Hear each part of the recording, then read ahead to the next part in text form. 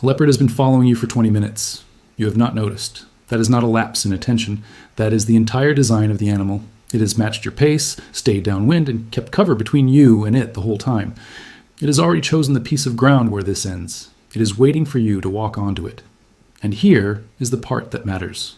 Right now, at this moment, you're still almost certainly going to be fine, but only if you do the right thing in the next 4 seconds.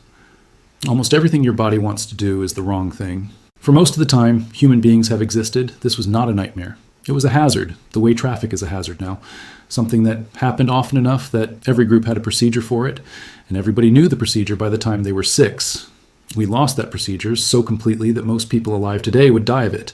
And leopards in particular are worth taking seriously because leopards are primate specialists. In some forests, monkeys and apes make up the majority of what they eat. We are not an unusual meal for a leopard. We are the normal one. So, something has found you. What do you actually do?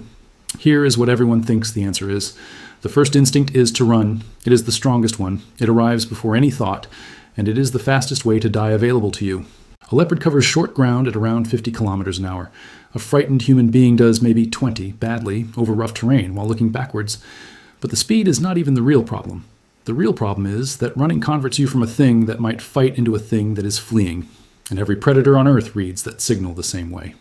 An ambush hunter that was still deciding stops deciding. You cannot outrun it. You can only inform it. The second instinct is to climb. Get up a tree, get out of reach. A leopard kills prey heavier than itself and then carries that prey vertically up a tree trunk to keep it away from lions and hyenas. Trees are not your escape route from a leopard. Trees are where a leopard puts things it has already killed. You would be climbing into its larder. The third instinct is to fight. Stand your ground, swing something, make it regret this. Alone, no. 60 kilograms of muscle built entirely around ambushing and holding animals larger than itself, with claws and a bite designed to crush the back of a skull. There is no version of that fight where an unarmed person alone comes out well. Run, climb, fight. Every one of them is a losing move. And that is the clue because it tells you the answer was never going to be physical at all. Here is the thing an ambush predator actually needs. Not speed, not strength, surprise. The whole strategy, the stalking, the downwind approach, the cover, the chosen ground, exists for one purpose, which is to close the final short distance without being seen. Detection is not a setback for an ambush hunter. Detection is the end of the attempt, which means the single most effective thing a human being can do when a leopard has found them is astonishingly simple. Let it know that you know. That is the whole protocol. Face it directly. Do not break eye contact. Make yourself as tall and as wide as you physically can. Arms up, jacket open, anything held above your head. Make a great deal of low, loud noise. Never, under any circumstances, turn your back. And then withdraw slowly, still facing it, still large, still loud. You are not threatening it. You could not. What you are doing is deleting the thing it came for. A hunt that has been seen as a hunt that costs too much, and a wild cat that gets injured starves. But there is one more piece, and it is the piece we forgot. You do not do any of that alone. Watch what other primates do, because they never stopped. Vervet monkeys have 3 separate alarm calls for 3 separate predators. And here is the extraordinary part. The 3 calls produce 3 completely different responses. The leopard call sends the whole troop up into the trees. The eagle call sends them the other way, down out of the branches and into thick bush. The snake call makes them stand upright and scan the grass. Those are not screams. A scream just means fear. These are instructions. Each call names the danger and tells everyone which of 3 incompatible actions will save them. And getting it wrong kills you. Going up a tree is exactly correct for a leopard and exactly fatal for an eagle. Diana monkeys go further and call directly at the leopard, loudly and repeatedly, for as long as it stays. They are not warning each other at that point. Everyone already knows. They are talking to the cat. They are telling it that it has been seen, that everyone has seen it, and that it may as well go somewhere else. And it works. It usually leaves. But suppose it doesn't. Suppose it commits anyway. Then the group has one job, and winning is not it. A leopard does not maul, and it does not brawl. It goes for one place, at the neck and the base of the skull, and then it holds on. The bite is built to crush and to keep holding while the animal underneath stops moving. That is why South African cave sites keep producing hominin skulls with paired punctures driven through the bone rather than broken arms and legs. It goes for the head every time. So the priority is not your chest, it is the back of your neck, and it is getting back on your feet, because flat on the ground is precisely the position the whole attack was designed to put you in. And at that moment, nobody in the group is a spectator. Everyone closes in at once and makes contact cost something. Rocks, branches, weight, noise, all from different directions. Not to kill it, Nobody is killing a leopard with a stick.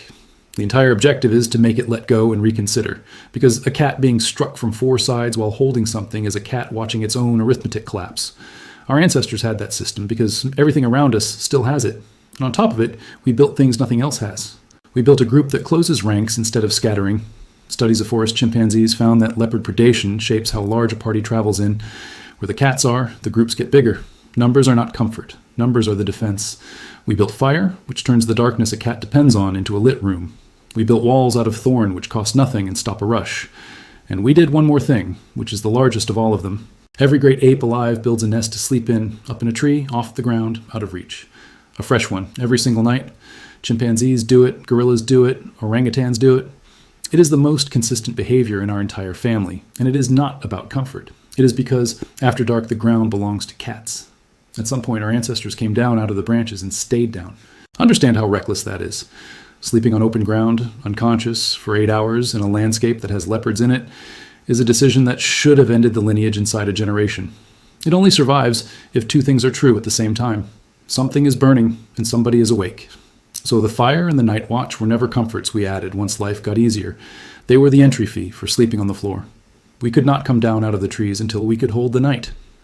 And then, at some point, we did something no prey species does. We started walking toward them.